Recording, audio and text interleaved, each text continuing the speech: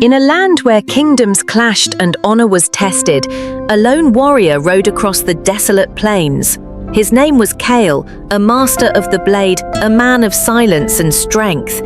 His heart had been forged in the heat of countless battles, but there was always something missing, something that eluded him despite all the glory and conquest. One fateful day, Kale's journey led him to a towering, gold-encrusted fortress. The banners flapping in the wind were unlike anything he had ever seen, bright, loud, and filled with an air of extravagance. As he approached, the gates swung open, and before him stood a man with a curious presence. "Ah, you must be the warrior everyone's talking about," the man said, adjusting his slick suit and flashing a smile that was too perfect to be real. "I'm Donald Trump." Kale raised an eyebrow, his hand instinctively moving to his sword hilt. "You are the ruler of this land." Trump nodded, his hair immovable, even in the strong winds. "That's right. I built all this. Huge, magnificent buildings, towers higher than any other. I made this place great again." He looked Kale up and down with a half-amused, half-predicting gaze.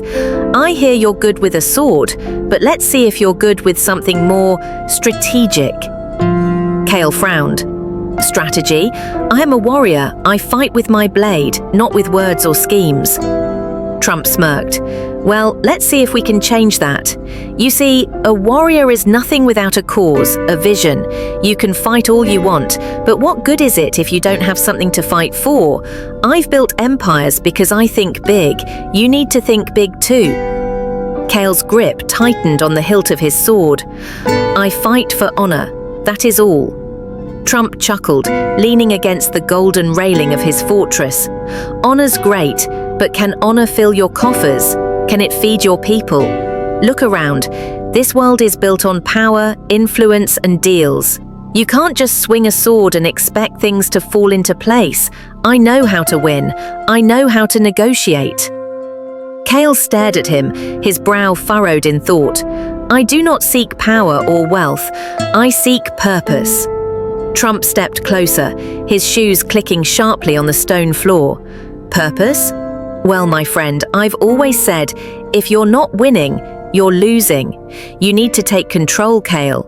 You're a warrior, but with the right connections, with the right mindset, you could lead nations. You could be unstoppable." Kale's eyes narrowed, unsure whether he was being tempted or tested.